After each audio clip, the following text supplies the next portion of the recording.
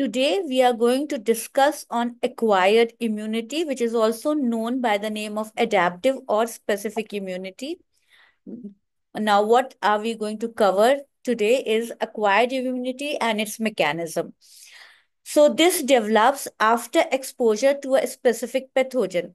As I have told in innate immunity, which was in my previous video, that innate immunity starts playing once it recognizes there are physical barriers, chemical barriers, and there are immune cells to fight. And these immune cells recognize the patterns of the microbes they are those who are attacking. Now these patterns, these information is sent to T and B cells, because T and B cells are the tools or the cells which will fight for acquired immunity. So this pattern is sent. Since this pattern is sent, so this immunity, acquired immunity, becomes specific immunity, and it adapts to the pattern and can kill as soon as it see the pathogen. So it is adaptive immunity as or specific immunity, and it carries memory also. So that also makes it specific because it remembers the pathogen once it has seen it. So who all are going to give us acquired immunity? These are B and T cells. So moving on to the next slide. Acquired immunity is further classified into active immunity and passive immunity. So acquired is further classified into two, and let's talk about active. Active is when pathogen is recognized and the immune cells directly fight for it. Fight against it, not for it, sorry, fight against it. So recognition of pathogen and fighting by the immune cells. And these immune cells can bring in help of T and B cells also. So when immune cells are directly bringing the help of B and T cells, that kind of when these cells are fighting directly, this is called natural active. That means any organism that has infected a body, and then B T cells come and helping the innate immune cells, it is natural active. And this happens through infection. Then artificial, one of the example is infection.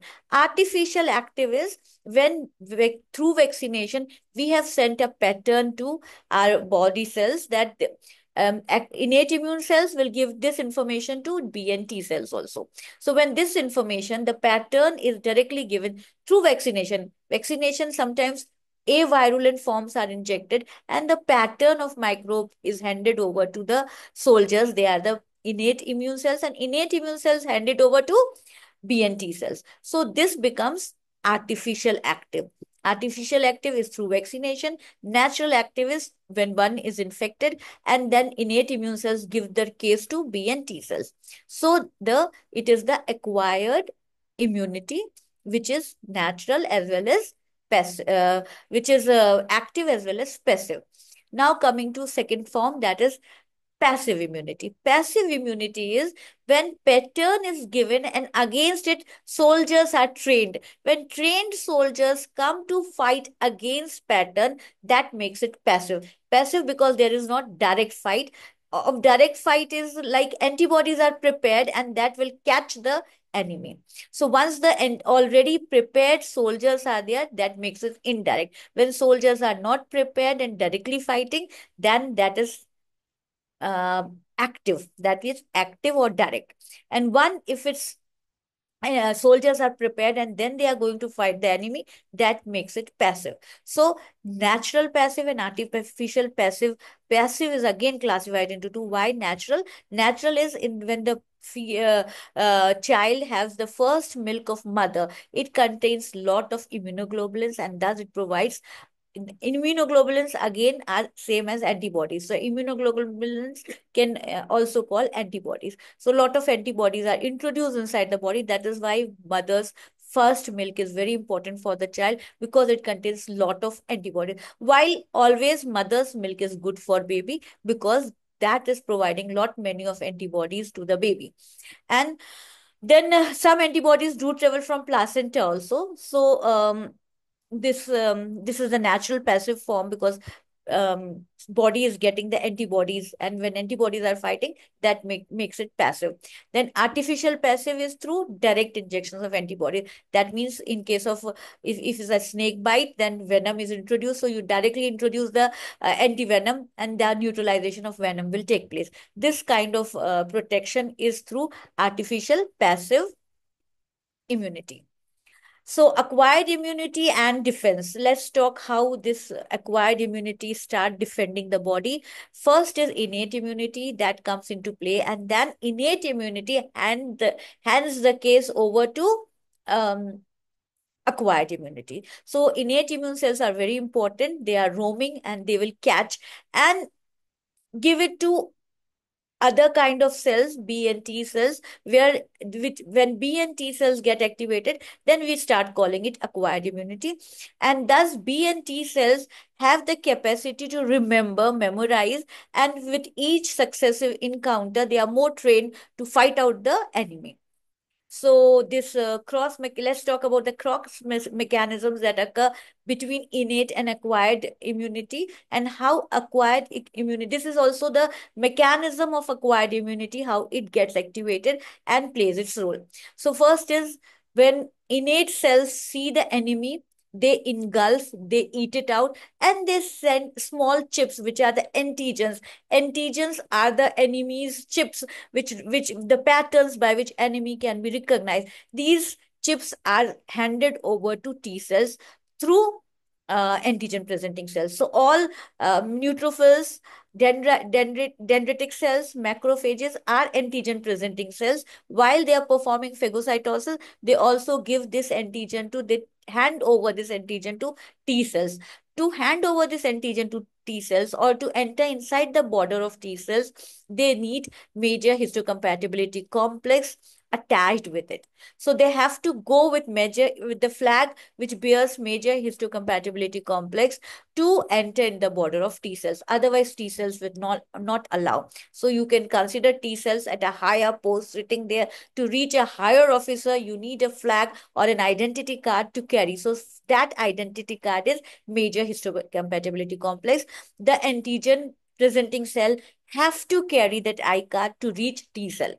So that I-card, you want to know more about this I-card, major histocompatibility complex, then you can go to my previous channel, previous video, which I have presented on MSc. So this is how antigen presenting cells bridges the gap between innate and adaptive immunity. So we are talking of adaptive immunity, how it gets activated while the crosstalk going on between innate immunity and acquired immunity. So there is talk between cell also. Cyto is cell and kines is the talk. You can just remember it as cells to cell talk is cytokines do this cell to cell talk. So these are the signal to for the activation of lymphocytes, same lymphocytes, B and T cells. Whenever we are talking of acquired immunity, final people who have to work is B and T cells. So, and in that also T cells are very important, because T cells are the one which are going to activate B cells. So T cells are the highest authority which has to get involved when you want the activity of acquired immunity. For acquired immunity, you need T cells to get activated. T cells will further activate B cells also. So coming back to this slide, innate immune cells secrete cytokines. All those innate immune cells, all those antigen presenting cells are secreting cytokines. And then these cytokines are going to the other leukocytes, that is interleukin, because interleukin is again a kind of talk going on between two leukocytes. So interferons gamma is again a talk between cell to cell talk. So these cells are signals are also sent while the antigen presenting cell is carrying out the is going with the identity card. While it is traveling, certain signals are also traveling, and those signals are going to T cells to get them differentiated into start working. And these T cells also release certain cytokines that activate macrophages. More macrophages and B cells are activated.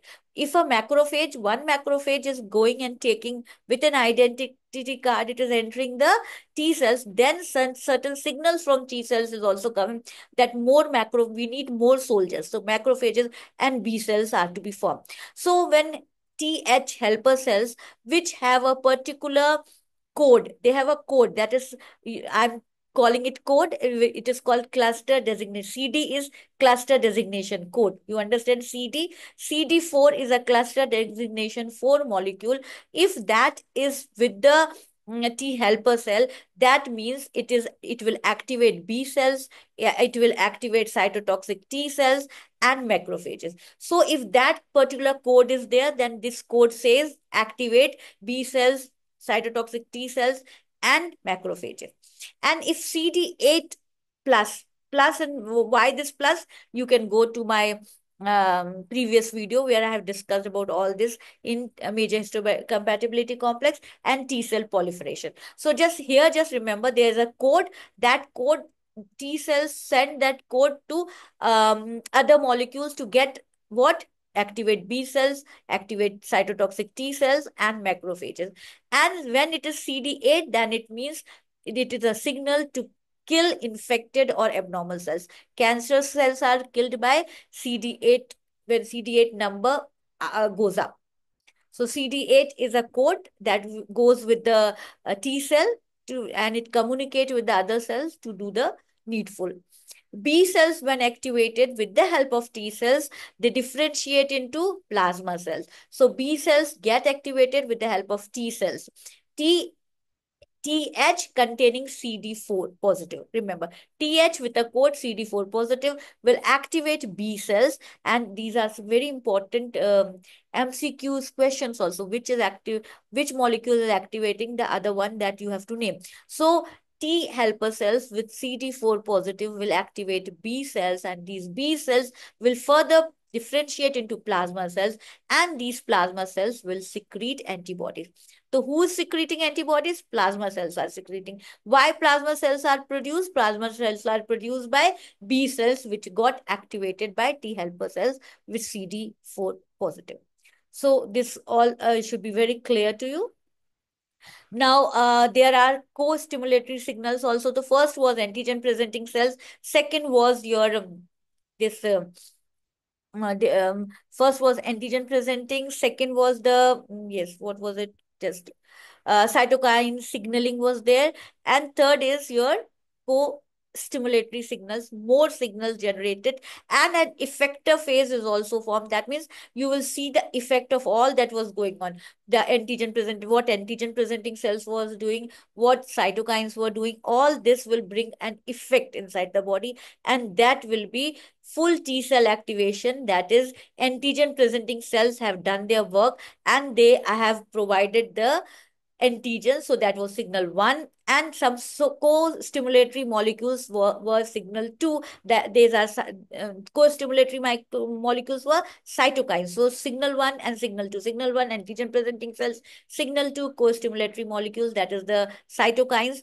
They have upregulated the innate immune recognition of pathogens. So now the recognition of pathogen has increased and more fighter cells have been prepared. So antibodies are the fighter cells which are produced. And what are they going to do? They are going to neutralize the pathogens. They will fight pathogens and neutralize them. They will opsonize for phagocytosis. I have told you the opsonization is putting a chip that this is the enemy we have to kill. So that can be recognized very fast. So that will facilitate the phagocytosis. Then activate the complement system. We have talked about complement system in the innate immunity. You want to know more about complement system, then see my video on complement system also. Here just remember they are the proteins which help again in opsonization and killing, direct attacking also, creating pores in the pathogen. Complement systems protein can create pore in the pathogen by the help of they help the T cells, B cells, and innate cells also. So they are with their help and they helping them. Complement system is very important for immunity. And cytotoxic T cells destroy the infected cells by releasing performance and granzymes. So these are the things which can performance again. Granzymes will create holes in the wall of the microbe, and thus microbe will be destroyed. Last step will be B cell activation, helper T cells from adaptive immunity, enhance B cell antibody production. So, helper T cells will produce more B cells, and more B cells will produce antibody. Now, these antibodies are the one which are the fighters, and they know the enemy very well, so they are going to memorize it. If next time the same enemy enters, then they will not allow the enemy to even multiply a bit. They will just fight it out. So they know the pathogen now. They are very well prepared, and they are very specific for killing that particular pathogen. So they have memory, immunological memory, as well as they will not let this pathogen resurface. So this is the last step that happens in acquired immunity, that memory and amplification. Amplification is of antibodies. Once they will see the same enemy entering, they will multiply a lot, because now they are prepared. They will not need the whole process to be continued, like T cells activating B cells and B cells activating plasma cells. Now they antibodies knows once this kind of enemy will enter, they will just amplify, and so this is they respond faster, stronger on the subsequent exposure to the same antigen. So acquired immunity is that is why specific has memory. This was all about acquired immunity. I hope you have learned something from it. Thank you so much.